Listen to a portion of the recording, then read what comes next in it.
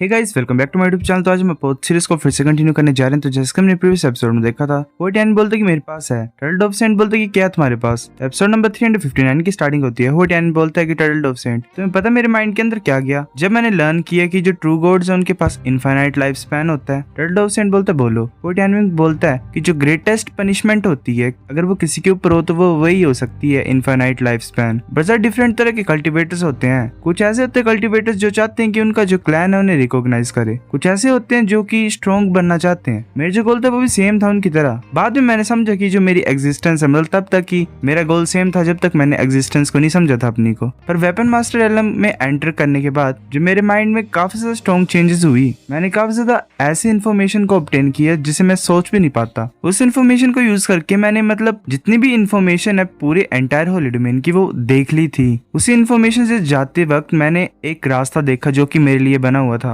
जो कि northern Saint का प्लान था और वही मेरी लाइफ का गोल है असली। मेरे पास एक एम्बिशन था कि मैं मार्शल आर्ट्स के टॉप पे पहुंचना चाहता था, पर अगर मैं वहां पे पहुंच भी जाऊंगा तभी उसके बाद मेरे को करने के लिए कुछ भी नहीं होगा। अगर मैं लास्ट में मर भी जाऊंगा तो मैं हेजिटेट नहीं करूंगा। मेरे को ये मिशन को कंप्लीट करना है। ये अकेले लूजेंग के लिए नहीं है पर मेरे लिए भी है। टर्टल डोव सेंट बोलते कि मुझे तुम्हारा आंसर अच्छा लगा। तुम्हारी जो गॉडली रिफाइनमेंट लैंड में जर्नी है, मैं अपना बेस्ट करूंगा तुम्हारी स्ट्रेंथ को इंक्रीज करने के लिए। हो टेन बोलते शुक्रिया टर्टल डोव सेंट। वेल बेचारा, इसी की चॉइस अब क्या ही बोल सकते हैं। होइडेन बोलता है कि अगर बात की जाए तो लूजेंग कहाँ पे है। टर्टल डोव सेंट बोलता है वेल वो ब्लैक स्मिथ और रिफाइनिंग फोर्ज में एंटर होने के लिए तैयार है। वो अपनी बॉडी को कम्प्लीटली रिफोर्ज करा लेगा। अब होइडेन बोलता है कि बॉडी रिफाइनिंग तुम क्या बोलना चाहते हो, स्पेसिफिकली बोलो ला। टर्टल डोव सेंट अपने हाथ को ऊपर की तरफ उठाकर बोलता है कि देखो इस तरफ, तुम्हें समझ आ जाएगा। वो एक पोर्टल टाइप को ओपन करता है, वेल स्क्रीन टाइप को, और वो लूजेंग की करंट पोजीशन को दिखा रहा होता है। फिर ऐसे में लूजेंग दिखाई देता है, वो मूव कर रहा होता है केव में से। लूजेंग चीफ के पास आता है, एंजल के पास, और बोलता है कि तुम लोग मेरे को यहाँ पे लाए क्यों। वो एंजल बोलती है कि हम एक फेवर को पूछना चाहते हैं तुमसे, वेल मांगना चाहते हैं। मैं ये होप करता हूँ कि तुम हेवनली फ्लेम्स से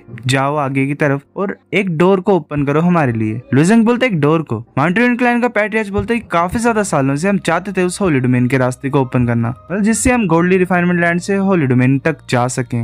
मैंने तुम्हें पहले बताया कि ये फंसे हुए यहाँ पे। हमने काफी सारे प्लेसेस को स्काउट किया था, पर हमने सिर्फ ये चीज फाइंड की कि आउटसाइडर ही एंटर कर सकते हैं, लीव कर सकते हैं जैसे उनकी मन करे। पर किसी रीजन की वजह से हमारे लिए बहुत मुश्किल है एग्जिट को फाइंड करना। ये तब तक ही था जब तक हमने आई ऑफ नेथैलिटी को यूज किया और इससे हमने एक रास्ता फाइंड किया। इस लॉन्ग टनल के एंड पे एक डोर है। हमें लगता है कि वो आउटसाइड तक हमें लेके जाएगा। वो डोर ऐसे देखने से हैवी नहीं है, वो आसान है ओपन करने के लिए। पर बात यही है कि वहाँ पे बहुत ज्यादा फ्लेम्स हैं। हम बहुत ज्यादा क्यूरियस हैं देखने के लिए कि उस डोर के पीछे क्या होगा। पर यही बुरी बात है कि वो जो पूरी केव है वो डार्क ग्रीन फायर से कवर है। जो पावर वो काफी स्ट्रॉन्ग है, वो हमारी एबिलिटी से कुछ ज्यादा खतरनाक है। हम रेजिस्ट नहीं कर सकते हैं उसको। हमने काफी ज्यादा टाइम ट्राई किया, चाहे डिवाइन वेपन्स हो चाहे ट्रेजर्स हो, कुछ भी उस ग्रीन फायर के सामने विस्टैंड नहीं कर पाया। हमें ये पता है कि वो जो फायर है वो नहीं चाहती उसके नजदीक कोई भी जाए। और बात यह है कि जो गोल्डली रिफाइनमेंट लैंड के पीपल हैं वो यहाँ पे काफी सालों से फंसे हुए हैं। हम यहीं पे इस छोटे से स्पेस में फंसे नहीं रहना चाहते हैं। हम देखना चाहते हैं वर्ल्ड को जो इस डोर के आगे होगा। अगर तुम हमें होली डोमेन की तरफ लेके जा सकते हो तो उससे ज्यादा कुछ अच्छा हो ही नहीं सकता है। इसलिए हम उन लोगों को ढूंढ रहे थे जो कि हेवनली फ्लेम्स को विस्टैंड कर पाए। लूजेंग बोलते ठीक है मैं ट्राई करता हूँ। वो फिर वहां पे पहुंच जाते हैं, एंड तक आगे फ्लेम्स होती हैं। लूजेंग सोच रहे थे कुछ ज्यादा अजीब है। ये जो लावा यहाँ पे ये स्ट्रॉन्ग लो ऑफ लाइफ को कंटेन करता है। पर अगर लॉजिकली बात की जाए तो जो फ्लेम्स होती हैं वो तो लाइफ के ऑपोजिट होती हैं। मतलब लाइफ के ऑपोजिट डेथ होती है तो फ्लेम से मरते ही हैं नॉर्मली। चीफ बोलते कि ध्यान से, ये जो लावा ये अनप्रेडिक्टेबल है। यहाँ पे वो ऐसे मूव कर रहे होते हैं एक छोटे से ब्रिज से, तभी जो फायर होती है उससे एक हॉर्स टाइप बन जाता है और वो आगे की तरफ आ रहा होता है। चीफ बोलता है ध्यान से, वो एक स्क्रॉल टाइप को निकाल लेता है। प्रिंसेस बोलती है कि ये तो हान फैमिली का आइस एलिमेंट आर्टिफैक्ट है, आइस बटरफ्लाई बीट डायग्राम। गार्डन ही बोलता है कि ये तो indeed ice butterfly beat diagram है। मैं ये सोच रहा हूँ कि इंपीरियन क्लैन के पास ये आया कहाँ से। वो जो चीफ होता है वो उसे ओपन कर देता है और उससे बटरफ्लाइज निकल रही होती हैं, और जो बटरफ्लाइज होती हैं वो एक स्लैश की तरह आगे की तरफ जा रही होती है और उस हॉर्स को कट कर देती है और पूरी तरह से गायब हो जाती है। मतलब फ्लेम गायब हो जाती है। चीफ बोलते जल्दी करो, इस चांस को यूज करो यहाँ से भागने के लिए आगे की तरफ। वैसे भाग रहे होते हैं तभी ऐसे ही जो प्लेस होता है वो हिलने लग पड़ता है। प्रिंस बोलते है क्या हो रहा है, क्या ये अर्थक्वेक है। तभी हमें एक इंसान दिखाया था जो की ब्लैक स्मिथ सेंट होता है। वो अपने वेपन को क्राफ्ट कर रहा होता है। वो देखता है एक पोर्टल से उसे लूजेंग दिखाई देता है। वो ब्लैक स्मिथ बोलता है कि ओल्ड जू मेरे से झूठ मत बोलो तुम, ठीक है। ब्लैक स्मिथ बोलता है कि ओल्ड जू ने झूठ नहीं बोला था। मैं काफी सरप्राइज्ड हूँ कि यहाँ पे ऐसा कोई यूनिक मटेरियल भी होगा इस वर्ल्ड में। मेरे जो हैमर वो काफी भूखा और थर्स्टी है लंबे टाइम से। चलो काम को स्टार्ट करते हैं। वेल ओल्ड जू टर्टल डोव सेंट को बोल रहा है ब्लैक स्मिथ सेंट बोलता है कि ओए ओल्ड, मुझे पता तुम मेरी तरफ देख रहे हो, मैं वेट नहीं कर सकता हूँ इस चीज को अपने हाथ में लेने के लिए। टर्टल सेंट भी देख रहा होता है। फोर्टियन बोलता है ये जो मैन है ये ब्लैक स्मिथ है जिसके बारे में आप बात कर रहे थे। टर्टल सेंट बोलता है हाँ, ये छोटा सा प्राइज नहीं लगा मुझे इस इंसान को इन्वाइट करने के लिए। ब्लैक स्मिथ बोलता है कि इस बच्चे के अलावा बाकी जो भी है वो मेरे सर पे दर्द दिया एक तरह से, क्या मैं बाहर जाऊं और उनका ध्यान दूं, वेल उन्हें भगा दूं यहाँ से। टर्टल सेंट बोलता है कि हान फैमिली के सन और डॉटर भी है वहाँ पे, क्या तुम फिर भी करना चाहते हो। ब्लैक स्मिथ बोलता है कि अगर हान फैमिली की साइड ब्रांच का होगा कोई तो मेरे को जरा भी फर्क नहीं पड़ता है। सेंट बोलता है कि हाँ जाओ ट्राई करो, मैं ऐसे एक्ट करूंगा कि मैंने कुछ भी नहीं देखा है। वो जो ब्लैक स्मिथ सेंट होता है वो बोलता है कि अगर ऐसी बात है तो वो पक्का ही ट्रू चिल्ड्रंस होंगे हान फैमिली के, जैसे तुम बात कर रहे हो उससे। चलो भूल जाता हूँ, कोई भी डेथ नहीं होगी इस बार, मैं जाता हूँ और देखता हूँ कि वो क्या कर सकते हैं। वो फिर ऐसे बाहर जा रहा होता है केव से। तो वो ऐसे बाहर आ रहा होता है, एक जो मार्शल आर्टिस्ट होता है चीफ के पीछे, वो बोलता है ध्यान से, ऐसा लग रहा है कोई आ रहा है। वैसे ही लावा में से मूव कर रहा होता है black smith saint. Mountain clan का पैट्रियार्च बोलता है कि कौन हो तुम। वो सोच रहा था कि ये पर्सन ऐसे लावा को क्रॉस कर सकता है और इससे जरा भी दर्द नहीं हो रही है, ये है कौन। वो बाहर आ जाता है और बोलता है बोरिंग, यहाँ से चले जाओ, मैं सिर्फ यूजफुल पर्सन के लिए यहाँ पे आया जो मेरे लिए यूजफुल है। माउंटेन क्लैन का पैट्रियार्च आगे आ जाता है और बोलता है रुक जाओ यहीं पे ही। ब्लैक स्मिथ उसे नॉर्मली मारता है अपने कंधे से। माउंटेन क्लैन का पैट्रियार्च नीचे गिरता है और पीछे चला जाता है। वो सोच रहे थे कैसे सकता है, मैंने अपनी 90% पावर को यूज किया पर इसने मेरे को पीस ऑफ पेपर की तरह पुश कर दिया, हमारा जो स्ट्रेंथ है वो तो सेम लेवल पे है ही नहीं। ची बोलता सीनियर क्या मैं पूछ सकता हूँ कि तुम यहाँ पे क्या कर रहे हो। ब्लैक स्मिथ सेंट बोलता है कि मेरे को फॉलो करो, मैंने काफी टाइम से तुम्हारा वेट किया है। वो लुजेंग को पकड़ लेता है। लुजेंग सोच रहा था यहाँ पे चल क्या रहा है, इसके ऐसे कैजुअली मेरे को पकड़ने से ऐसा लग रहा है कि इसने मैनेज कर लिया मेरे सारे एस्केप पाथ को ब्लॉक करना, मतलब ब्लॉक ही कर दे एक तरह से मेरे सारे भागने के रास्तों को, मेरे को यहाँ से जाना ही पड़ेगा। ब्लैक स्मिथ सेंट बोलता है कि अच्छी तरह से बिहेव करो, तुम्हारा कोई भी यूज नहीं है रेजिस्ट करने का। लुजेंग अपने हाथ पे प्रिमिडियल के उसको लाता है। वो जो ब्लैक स्मिथ सेंट होता है वो अपनी एनर्जी को यूज करता है। लुजेंग सोच रहे थे यहाँ पे चल क्या रहा है, ये कैसे हो सकता है, मैं यहाँ पे अपनी थंडर ट्रिब्यूलेशन स्किल को क्यों नहीं यूज कर पा रहा हूँ। अच्छा थंडर ट्रिब्यूलेशन स्किल यूज की थी इसने। ब्लैक स्मिथ सेंट बोलता है कि गोल्डी रिफाइनमेंट लैंड में कोई भी हेवनली ट्रिब्यूलेशन होती नहीं है, जो थंडर ट्रिब्यूलेशन किल है वो नेचुरली यहाँ पे तुम समन नहीं कर सकते हो, जैसा मैंने तुम्हें बोला है स्ट्रगल्स तुम्हारे सब मीनिंगलेस हैं। लुजेंग सोच रहा होता है कि गोल्डी रिफाइनमेंट लैंड एक इनकम्प्लीट डोमेन है, हेवनली ट्रिब्यूलेशन रिलेटेड मूव्स और स्टार बैटल बॉडी शायद यहाँ पे यूज ना हो, मतलब मैं यूज कर ही नहीं पाऊंगा। चल देखता हूँ मैं दूसरे किसी रास्ते को फाइंड कर सकूं। वो अपने हाथ पे फ्रोस्ट की को लाता है और एक फ्लावर अपीयर होता है। ब्लैक स्मिथ सोच रहा होता है कि आइस डिमोनिक फ्लेम्स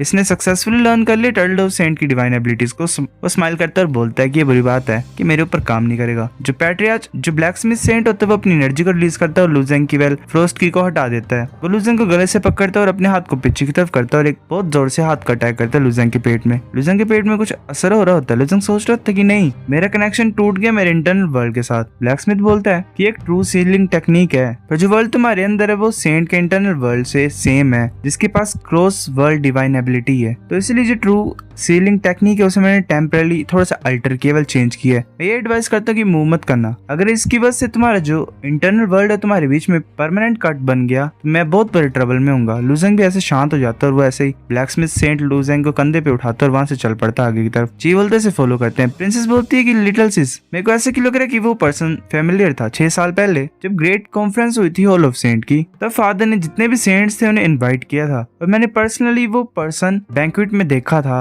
प्रिंसेस की छोटी बहन बोलती है कि हाँ मैंने भी देखा है, मुझे इसका नाम याद नहीं आ रहा है। प्रिंसेस बोलती है मेरे को उसका नाम करेक्टली याद हो तो वो पर्सन ब्लैक स्मिथ सेंट है। चीफ और एक मार्शल आर्टिस्ट बोलते हैं क्या ये वही पर्सन है जो अकेला रहता है और काफी ज्यादा स्ट्रेंज है जिसके वेयर अबाउट्स किसी को पता नहीं होते हैं। एक मार्शल आर्टिस्ट बोलते हैं ये तो इम्पॉसिबल है, जो ब्लैक स्मिथ सेंट है वो अकेला रहता है तो ये गोल्डी रिफाइनमेंट लैंड में क्यों आया खुद ब खुद ही। दूसरा बोलता है हाँ तुम सही बोल रहे हो, उस टाइम सेंट एम्परर भी उसे फाइंड नहीं कर पाया, पर ऐसा बोला जाता है कि जो ब्लैक स्मिथ सेंट है उसने अपनी आइज को प्रिमिडियल क्यों सुप्रीम ट्रेजर में कन्वर्ट कर दिया था जिसे मैजिक आइज बोला जाता है, magic eyes of demon star. ये तो इंडीड वन आइड ड्रैगन है। गार्डन ये बोलता है कि अगर ये ब्लैक स्मिथ सेंट है तो ये लुजेंग को अपने साथ क्यों ले गया है। प्रिंसेस बोलते हैं मुझे मत बोलना कि ये लुजेंग को रिफाइन करने लगा है। और जो बहन होती है प्रिंसेस की वो बोलती है क्या रिफाइन करना। प्रिंस बोलते कि वेल ब्लैक स्मिथ सेंट जो होते हैं वो वेपन्स को रिफाइन करते हैं जो कि कॉमन सेंस को फॉलो नहीं करता है। मेरे को लग रहा है कि वही होगा। ऐसा बोला जाता था कि जो ब्लैक स्मिथ सेंट था वो कुछ ज्यादा ऑर्डिनरी स्मिथ था बहुत पहले, जो कि बॉर्डर लाइन पे था ट्रू गॉड की, पर उसके जो आइडियाज और पर्सनैलिटीज थे वो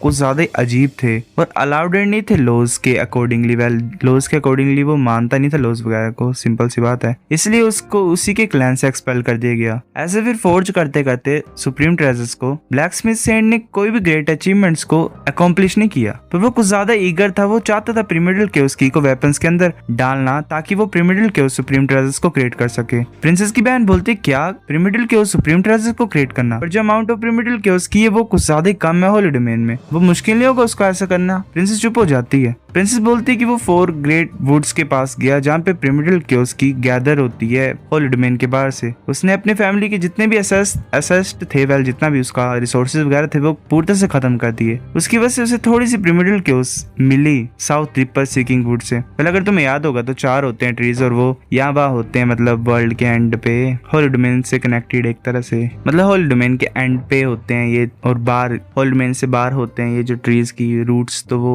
ले आती हैं खींच के प्रिमिडल केओस की को। सो गाइस एपिसोड नंबर 359 इतना था। अगर आपको वीडियो पसंद तो लाइक करो, नहीं पे फिर भी लाइक कर दो, शेयर करो दोस्तों के साथ, कमेंट करके बता अगर आपको वीडियो कैसा लगी, सब्सक्राइब करो। तब तक के लिए बाय बाय।